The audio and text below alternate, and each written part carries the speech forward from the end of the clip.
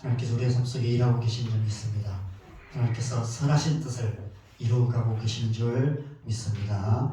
오늘은 중심을 온전케 함이라는 제목으로 요한복음 7장 14절에서 19절까지 말씀을 함께 보겠습니다. 요한복음 7장 14절에서 19절. 제가 위에 그걸 안 바꿨네요. PPT를 만드는, 오랫동안 만드는데도 늘 이렇게 한두 가지가 빠집니다. 요한복음 7장 14절에서 19절까지 말씀을 함께 읽겠습니다. 시작. 이미 명절의 중간이 되어 예수께서 성전에 올라가사 가르치시니 유대인들이 놀랍게 여겨 이르되 이 사람은 배우지 아니하였거늘 어떻게 그를 아느냐 하니 예수께서 대답하여 이르시되 내 교훈은 내 것이 아니요 나를 보내신 이의 것이니라. 사람이 하나님의 뜻을 행하려 하면 이 교훈이 하나님께로부터 왔는지 내가 스스로 말함인지 아니라. 스스로 말하는 자는 자기 영광만 구하되 보내신 이의 영광을 구하는 자는 참되니 그 속에 불의가 없느니라. 모세가 너희에게 율법을 주지 아니하였느냐. 너희 중에 율법을 지키는 자가 없도다. 너희가 어찌하여 나를 죽이려 하느냐. 아멘. 우리 지난주에 죄는 관역을 빗나간 화살 같다라는 말씀을 드렸습니다. 우리의 중심이 하나님으로부터 빗나가 마땅히 있어야 할 곳에서 마땅히 살아야 할 삶을 살지 않고 엉뚱한 곳에서 엉뚱한 짓을 하며 살아가는 것, 그것이 죄입니다. 그렇다면 우리의 중심이 빗나가는 이유가 무엇일까요? 세상 사람들이 이런 질문을 합니다. 사랑이 죄입니까? 사랑이 죄인가요? 이런 제목의 노래도 있습니다. 여러분 어떻게 생각하십니까? 사랑이 죄입니까? 여러분 사랑이 죄입니다. 사랑해서는 안 되는 것을 사랑하는 것이 죄이기 때문입니다. 죄의 정의 자체가 사랑해서는 안 되는 것을 사랑하는 것, 그것이 죄입니다. 우리가 마땅히 살아야 할 것을 사랑하지 않고 사랑해서는 안 되는 것을 사랑함으로 말미암아 우리의 삶은 관역을 빗나가게 되고 거기서부터 죄악이 시작되는 것입니다. 이 세상의 모든 비극은 거기서 시작됩니다. 우리의 중심이 빗나가서 사랑해서는 안 될 것을 사랑함으로 비극이 시작되는 것이죠. 그런데 지금 우리 사는 이 세상은 빗나간 사랑까지도 아름답게 포장해서 그것을 사랑이라고 주장하며 사랑이 왜 죄냐라고 주장하며 우리 이대로 사랑하게 주세요. 그렇게 억지를 부리고 있습니다. 그 중심이 빗나가 있기 때문에 죄가 죄인지조차도 모르는 것입니다.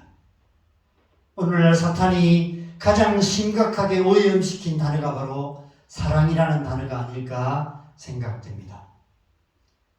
여러분 삐딱한 마음으로 세상을 보면 모든 것이 삐딱하게 보입니다. 그런데 반대로 삐딱한 것이 오히려 똑바로 보이게 됩니다. 마음이 삐딱하면 삐딱한 게 오히려 바르게 보이게 되는 것이죠. 그래서 빗나간 중심으로 사는 사람들의 삶은 항상 빗나갈 수밖에 없어요. 왜냐하면 그것이 바르게 보이기 때문에 그것을 향하게 되어 있습니다.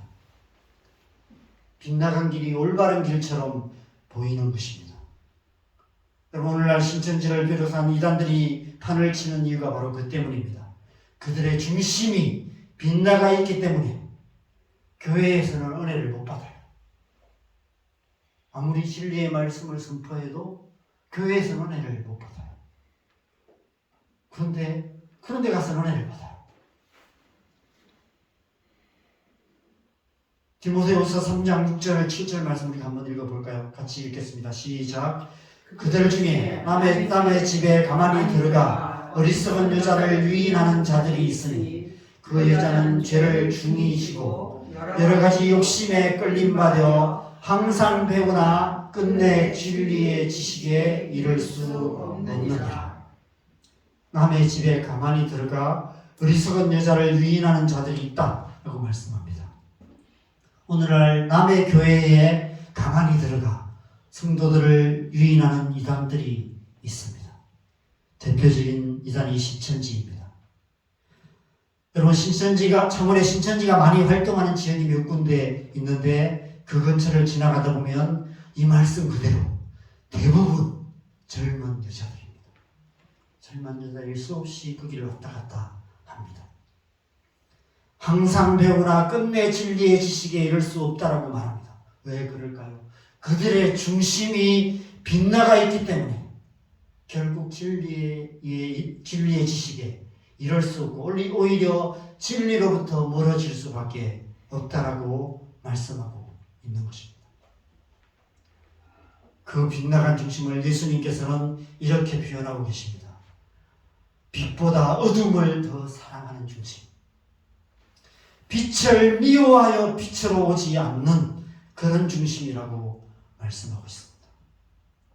빗나간 중심이란 빛보다 어둠을 더 사랑하는 중심이다. 오히려 빛을 미워하는 마음이다라고 말씀하십니다. 그래서 빛으로 오신 예수님 앞에 나올 수 없고 교회에 와서도 주님을 만나지 못해요. 말씀을 듣고 기도하지만 예수님을 만나지 못하는 것입니다.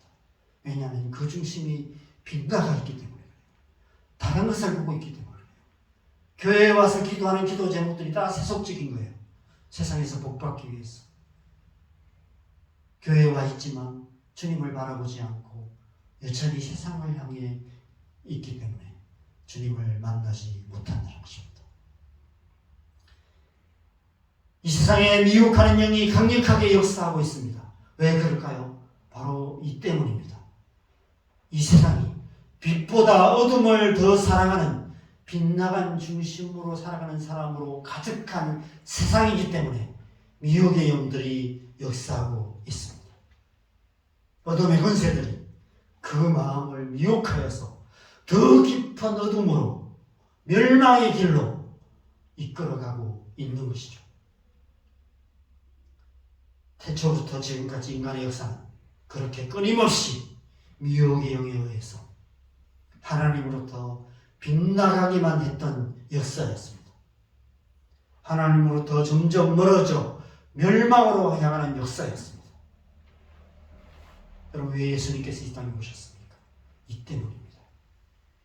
마치 강물에 빠져 떠내려가는 어린 아들을 구하기 위해서 거센 강물에 뛰어드는 아버지처럼 하나님으로부터 빗나가 멸망으로 치닫는 우리를 구원하시기 위해서, 이 세상을 구원하시기 위해서 하나님께서 인간이 되셔서 이 땅의 역사의 강물 한가운데 뛰어드신 것입니다.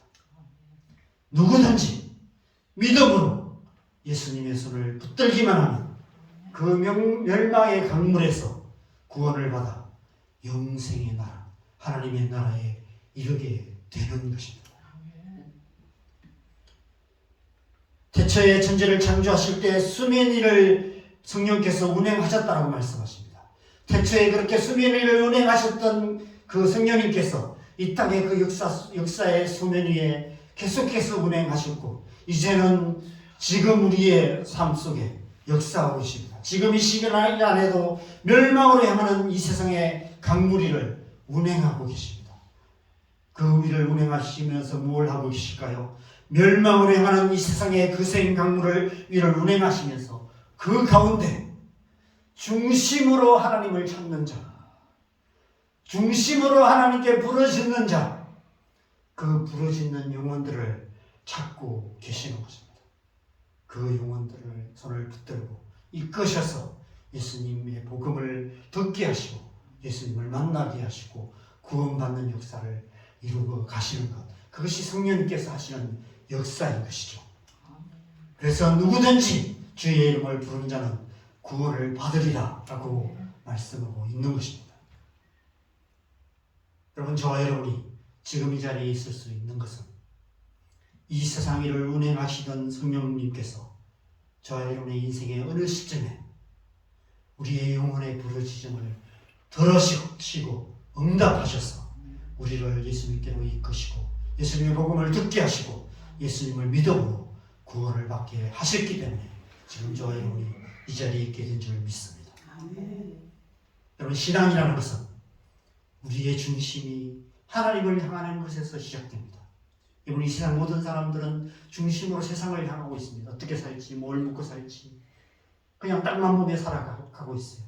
30cm 땅만 보면서 살고 있는 닭처럼 하루하루 순간순간 먹을 것만 생각하면서 먹고 살면 걱정만 하면서 살아갑니다. 그런데 어느 순간 이게 맞나? 이렇게 살아가는 것이 인생인가? 내가 이렇게 살다가 끝나는 것이 내가 이 세상의 온 목적인가? 나는 왜 살아야 되는가? 이런 질문을 하면서 하나님을 찾게 됩니다. 우리의 중심이 하나님을 향하게 돼요. 거기서 신앙이 시작되는 것 같아요. 신앙생활이라는 것은 주님을 만나고 우리의 빗나간 중심을 보고 그 빗나간 중심을 끊임없이 바로잡아가는 것, 그것이 신앙생활입니다. 우리의 빗나간 중심을 바로잡는 것을 다른 말로 회개라고 합니다. 그러므로 신앙생활이란 회개하는 삶이라고 할 수 있습니다. 올바른 신앙생활을 한다는 것은 날마다 회개하는 삶을 살아가는 것입니다. 왜 날마다 회개하는 삶을 살아가야 할까요? 왜냐하면 우리의 중심은 시도 때도 없이 끊임없이 빗나가곤 하기 때문입니다. 우리도 알지 못하는 사이 우리의 시선이, 우리의 마음과 세상이 세상에 있는 것들을 사랑하는 마음으로 가득하게 되는 것입니다. 태초에 에덴 동산 한가운데 있던 선악을 알게 하는 나무가 수천 년이 지난 이 시간에는, 지금 이 시대에는 이 세상 곳곳에 울창한 숲을 이루고 있습니다. 우리가 살아가는 삶의 모든 시간, 모든 공간에 선악과의 유혹이 가득합니다. 그 나무 사이사이에 태초에 아담과 하와를 유혹했던 뱀들이 꿈틀거리고 있습니다. 우리의 마음과 생각을 유혹하여서 세상이나 세상에 있는 것들이 보암직하고 먹음직하고 지혜롭게 할 만큼 탐스럽게 보이게 만드는 것입니다. 가면 갈수록 이 세상에 좋은 것들이 많이 있습니다. 속된 말로 눈 돌아간다고 얘기하죠. 우리의 마음의 눈을 돌아가게 만드는 그런 것들이 세상에 가득합니다. 우리의 중심을 빗나가게 만들어서 육신의 정욕, 안목의 정욕, 이생의 자랑에 이끌려 살아가게 만드는 것이죠. 하나님의 백성다운 삶을 살지 못하게 만들고 교회를 교회답지 못하게 만드는 것입니다. 그래서 우리는 날마다 순간마다 빗나간 우리의 중심을 바로잡는 시간을 가져야 하는 것입니다. 회개의 시간을 가져야 하는 것이죠. 이런 것이 7번이라도 회개하는 삶을 살아야 하는 것입니다. 날마다 우리의 중심을 온전하게 만들어가는 삶을 살아가는 것, 그것이 신앙생활인 것이죠. 저는 우리를 향한 하나님의 관심이 언제나 우리의 중심에 있다라고 믿습니다. 하나님은 우리의 중심을 보시는 분이라고 분명하게 말씀하고 계세요. 하나님께서는 우리가 하나님과 관계된 어떤 중요한 일들, 하나님과 관계된 일을 열심히 하고 하나님과 관계된 크고 대단한 일을 하는 것보다 온전한 중심으로 하나님과 깊고 친밀한 관계 안에 거하기를 원하고 계신다고 믿습니다. 천국이 그런 곳이기 때문입니다. 천국은 하나님과 관계된 거창한 일을 하는 곳이 아니라 하나님과 깊고 친밀한 관계 가운데 살아가는 곳이 바로 천국입니다. 온전한 중심으로 하나님과 깊고 친밀한 관계 가운데 살아가기에 힘써야 하는 것입니다. 그렇다면 온전한 중심이란 어떤 중심일까요? 오늘 예수님께서 바로 예수님의 중심이 어떤 중심인지를 드러내 보여주고 계십니다. 그래서 오늘 말씀이 중요합니다. 오늘 말씀에서 우리는 예수님의 중심이 어떤 중심인지를 볼 수 있습니다. 두 가지 중심을 말씀하세요. 17절에 사람이 하나님의 뜻을 행하려 하면 예수님의 중심은 오직 한 가지였습니다. 하나님의 뜻을 행하려는 중심. 내 뜻대로 내 마음대로 살려고 하시지 않으셨어요. 예수님은 삶의 모든 순간을 오직 하나님의 뜻을 행하는 그 길을, 그것을 하시기 위해서 사셨습니다. 언제 어디서 무엇을 하든지 하나님의 뜻을 행하려는 중심으로 사셨어요. 그리고 18절에는 보내신 이의 영광을 구하는 중심. 오직 하나님의 영광만을 구하는 중심. 조금도 자기 영광을 구하지 않으시고 오직 하나님의 영광만을 구하는 그 중심으로 예수님은 사셨습니다. 하나님께서는 우리가 그런 온전한 중심을 가진 사람이 되기를 원하십니다. 우리의 중심을 그런 중심으로 만들어 가십니다. 그런데 그것이 말처럼 쉽지가 않아요. 한순간 일심으로 되는 것이 아닙니다. 한순간 결단해서 되는 것도 아니고 깊이 회개하고 40일 금식한다고 그렇게 되는 것이 아닙니다. 하루아침에 그렇게 되는 것이 아닙니다. 교회 생활 잘하고 기도 생활 열심히 하고 말씀 묵상 잘하는 것만으로 되는 것도 아닙니다. 하나님께서 우리의 삶에 고난을 허락하시는 이유가 그 때문인 것 같습니다. 성경은 고난을 다른 말로 연단이라고 표현하고 있습니다. 금을 순금으로 만들기 위해서 연단을 합니다. 뜨거운 불에 몇 번씩 녹여서 불순물을 태워서 순금으로 만드는 것입니다. 하나님께서 우리의 중심을 순금같이 만드시기 위해서 우리의 삶에 고난을 허락하시는 것입니다. 우리를 이 광야 같은 세상 속에 살아가게 하시는 거예요. 우리는 일평생 이 땅을 살아가는 동안 수없이 많은 고난의 시간을 보내면서 연단을 받습니다. 그래서 마지막 때 주님 앞에 설 때 온전한 중심, 순금같이 되어서 주님 앞에 서게 되는 것입니다. 그것이 신앙생활입니다. 욥기의 주제가 바로 그것입니다. 욥이 당한 그 엄청난 고난은 그의 죄 때문에 당하는 고난이 아니라 그를 순금같이 만드시기 위해서 하나님께서 허락하신 하나님의 연단이었던 것입니다. 욥기를 통해서 하나님께서 하나님의 백성이 당하는 고난, 하나님의 백성된 우리에게 허락하신 고난이 어떤 의미인지를 말씀하고 계시는 것입니다. 우리의 중심을 온전하게 만드시기 위해서 하나님께서 연단을 하시는데 언제까지 연단을 하실까요? 마지막 때 주님 앞에 서는 그날까지 우리를 다듬으시고 더 새롭게 하시고 더 온전하게 하시는 것 같습니다. 저는 개척교회를 하면서 제 마음 깊은 곳에 뿌리 내려 있는 불순한 동기들을 보게 됩니다. 하나님의 영광이 아닌 나의 영광을 끊임없이 구하는 마음이 제 안에 가득함을 보게 됩니다. 이런 말을 듣고 싶은 것 같습니다. 개척교회가 힘든 시대에 박홍보 목사가 개척을 했는데 몇 년도 안 되어서 막 수십 명이 막 몰려들고 수백 명이 모이는 그런 엄청난 일이 일어났다더라. 이런 얘기를 듣고 싶은 것 같습니다. 정말 그런 일이 일어났으면 좋겠습니다. 그런데 제 마음 깊은 곳을 들여다보면 하나님 영광보다 자기 영광을 구하는 빗나간 중심이 있는 것을 보게 됩니다. 나름 순수하게 포장을 하죠. 나름 순수한 마음으로 십자가를 향하는 예수님을 내 앞길을 막았었던 베드로를 향해서 예수님께서 사탄아 내 뒤로 물러가라 이렇게 말씀하셨습니다. 우리가 나름 순수한 동기라고 주장하는 선한 의도 가운데 꿈틀거리는 뱀의 유혹이 자리 잡고 있습니다. 어떻게 그것을 분별할 수 있을까요? 오늘 예수님께서 말씀하신 그 중심이 우리 안에 있어야만 가능합니다.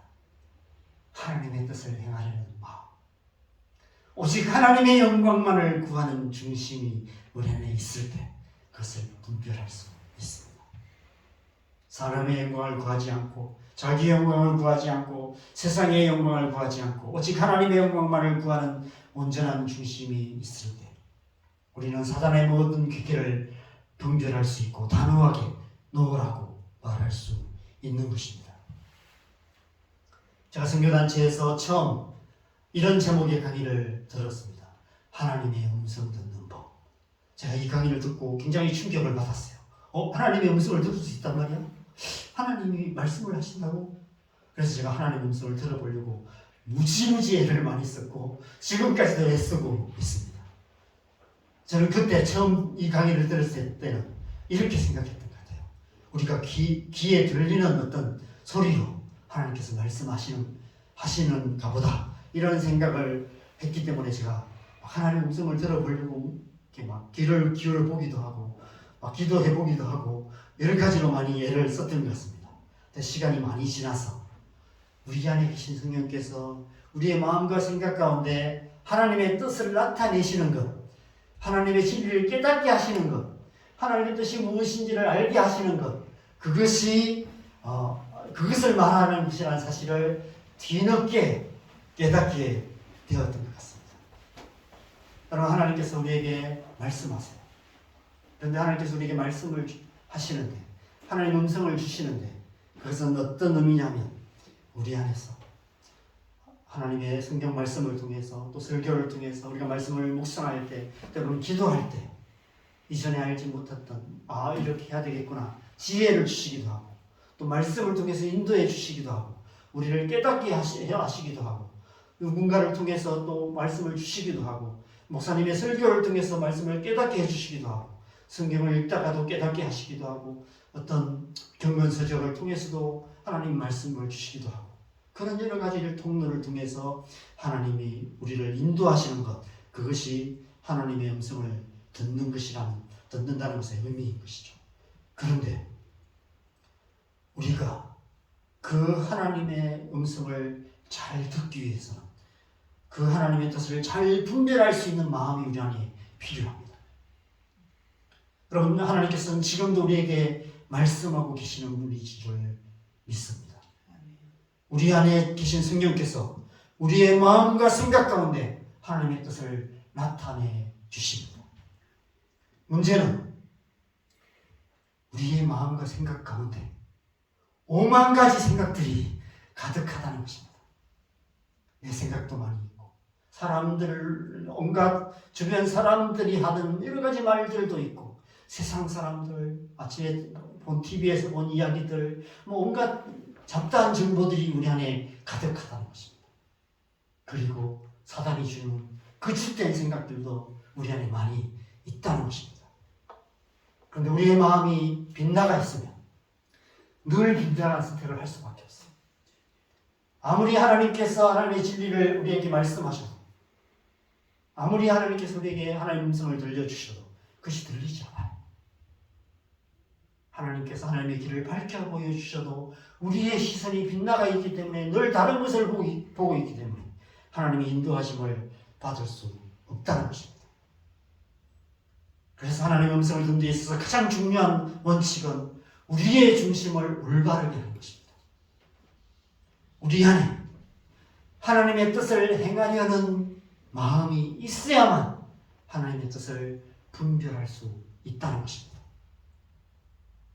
우리가 누군가에게 조언을 구하거나 상담을 받을 때 이미 자기 생각으로 가득한 사람은 그 어떤 조언도, 그 어떤 상담도 아무런 소용이 없습니다.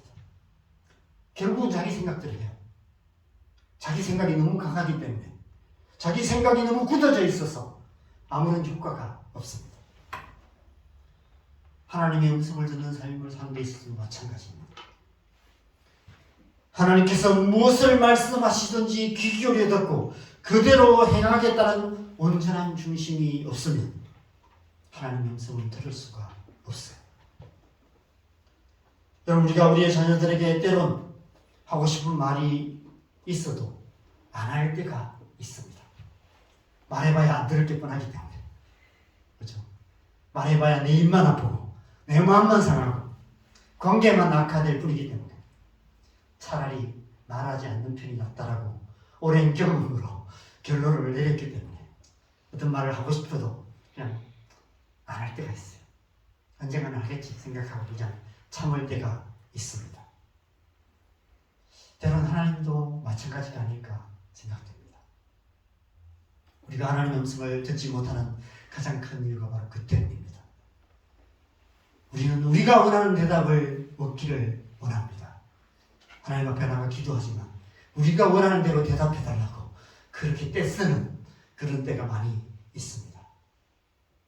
하나님의 말씀을 기쁨으로 듣지 않고 자기 고집대로 행하면서 기도는 열심히 하는 우리의 모습들을 보게 됩니다. 그래서 우리에게 하나님께서 말씀하실 수가 없는 거예요. 사람이 하나님의 뜻을 행하려 하는 마음, 그런 마음이 있어야만 하나님의 뜻이 무엇인지를 깨달을 수 있다라고 말씀하고 있습니다. 자기 영광만 구하는 그런 마음으로는 하나님의 뜻을 깨달아 알 수도 없고 하나님의 뜻을 행할 수 없다라고 말씀하고 있습니다. 자기 영광만 구하는 그 빗나간 중심이 결국 예수님을 십자가에 못 박고 말았습니다. 너희가 어찌하여 나를 죽이려 하느냐. 자기 영광만 구하는 그 중심으로 가득한 그 빗나간 중심이 결국 예수님을 십자가에 못 박고 말았다라고 말씀하고 있는 것이죠.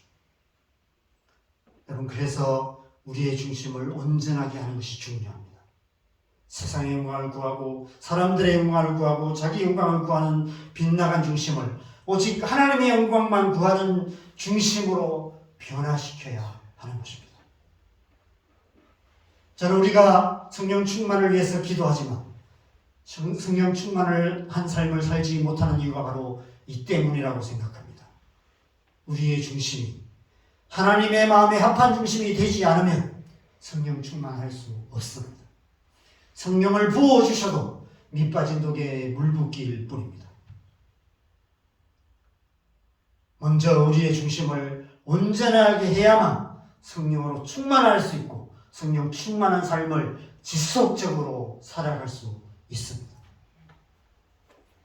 그래서 오늘 본문 이후에 이 요한복음 7장을 쭉 읽어보시면 이 말씀을 하신 이후에 요한복음 7장에서 7장 37절에 39절에 누구든지 목마르거든 내게로 와서 마시라.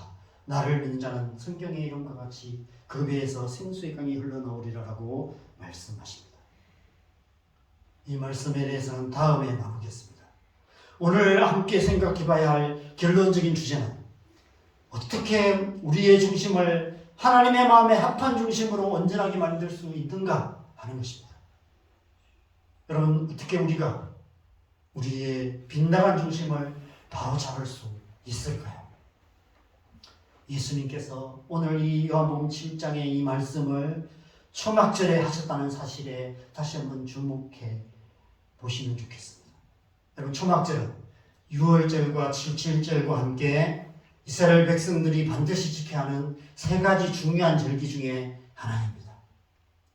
유대인 달력으로 7월 달에 추수를 끝내고 지키는 절기여서 수장절이라고도 하고 추수감사절과 같은 의미가 있습니다.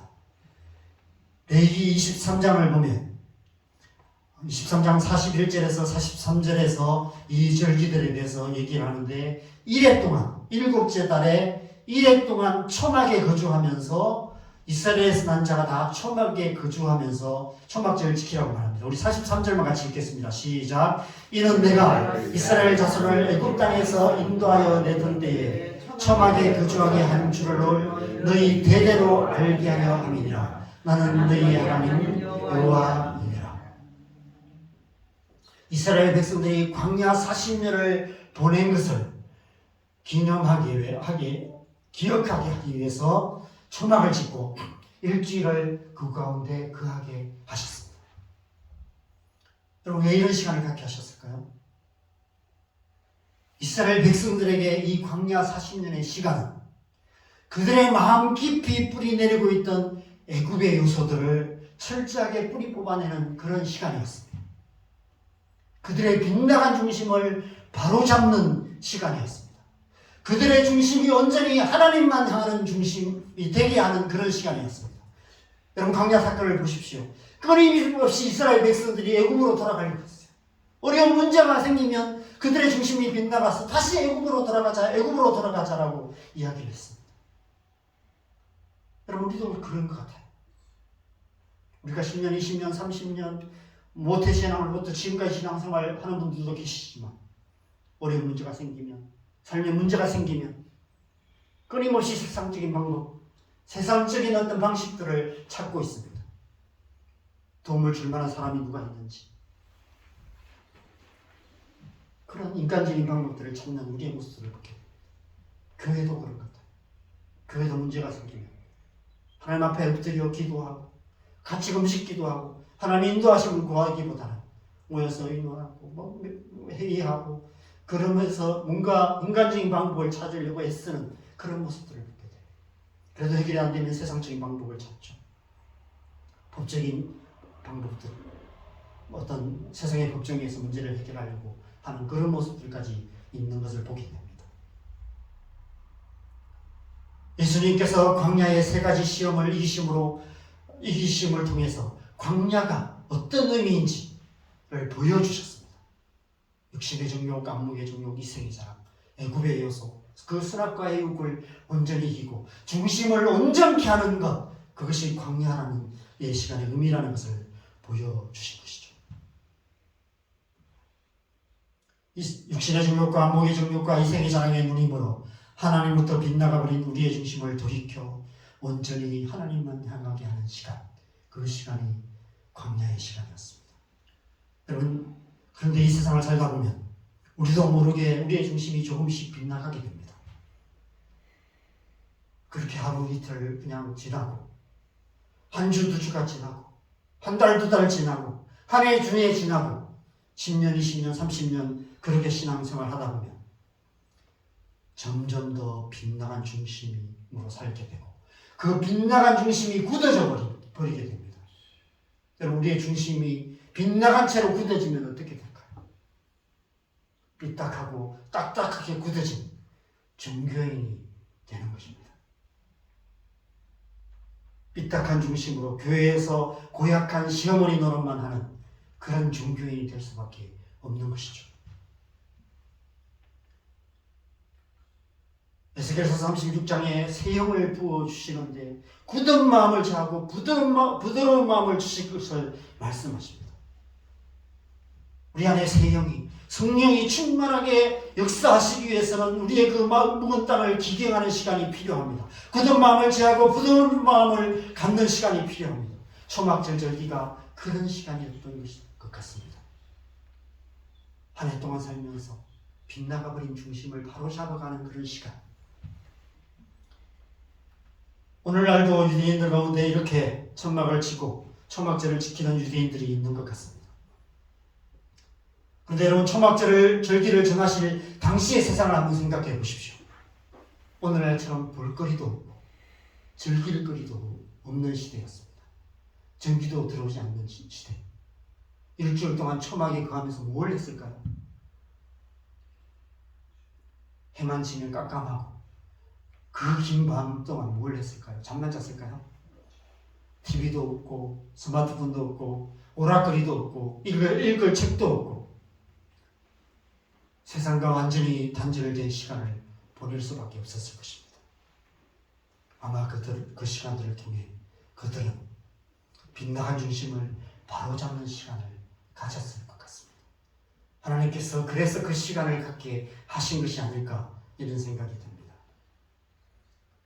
만약 이스라엘 백성들이 그들의 역사 속에 이 절기들만 제대로 잘 지켰더라면 그들은 멸망하지 않았을 거예요. 우리가 지금 묵상하고 있는 매일 성경 본문인 열왕기 말씀을 보면 이스라엘 백성들이 이 세 절기 중에 가장 중요하게 생각했던 절기가 유월절인데 유월절조차도 제대로 지키는 왕이 아무도 없었어요. 히스기야 왕과 요아스 왕 나중에 지키죠. 전에도 후에도 유월절을 이처럼 지켰던 자가 없었다라고 얘기합니다. 출애굽 이후에 사무엘 이후에 유월절을 지킨 적이 없었다라고 얘기해요. 유월절도 제대로 안 지켰는데 초막절을 제대로 지켰을까요? 물론 그들 중에 정말 열심히 있는 사람들은 지켰겠죠. 그런 사람들은 남은 자가 되어서 아마 하나님의 바벨론 포로 이후에도 이스라엘을 다시 회복하는 사람들이 되었을 것입니다. 그런데 대부분의 백성들이 그렇게 살지 않았어요. 빗나간 중심으로 살고 결국 그것이 굳어져서 결국 멸망하고 말았던 것입니다. 우리가 성령의 충만을 위해서 기도하지만 성령 충만하지 못하는 이유, 교회가 성령 충만한 교회가 되지 못하는 이유는 다른 이유가 아닙니다. 우리의 중심이 하나님으로 온전히 하나님을 향하지 않고 있기 때문에 그렇습니다. 우리의 중심이 오직 하나님의 영광을 구하는 중심으로 바로 세워져 있지 않기 때문에 성령 충만할 수 없고, 성령 충만하지 않기 때문에 하나님의 백성답게 살지 못하고 교회답게 되지 못하고 있는 것입니다. 우리의 빗나간 중심을 바로 잡아야만, 하나님의 마음에 합한 중심이 되어야만 온전한 하나님의 사람으로 살아갈 수 있는 것입니다.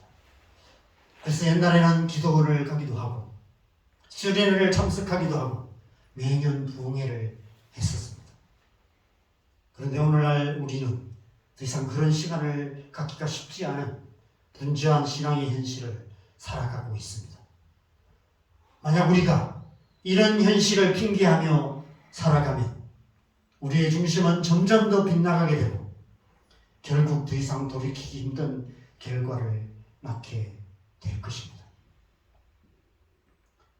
저는 우리 각자가 자기만의 초막절을 만들어야 된다고 생각합니다.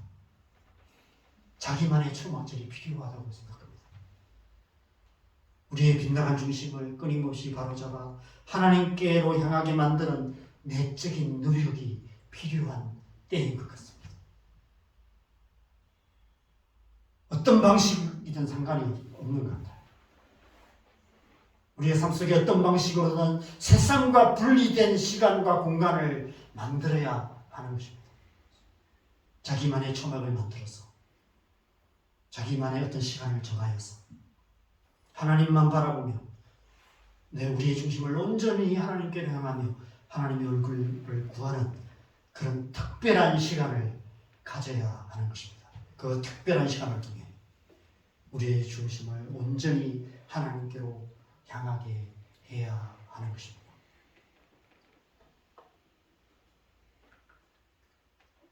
그래서 저와 우리의 중심이 하나님의 뜻을 행하려 하는 그런 마음으로 가득한 마음, 그래서 오직 하나님의 영광을 구하는 온전한 중심이 되어져야 하는 것이죠.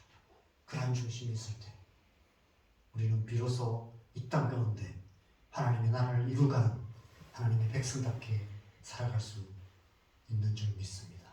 자, 모두가 그런 하나님의 백성 되시기를 주님의 이름으로 간절히 축원합니다. 우리 함께 찬양하겠습니다.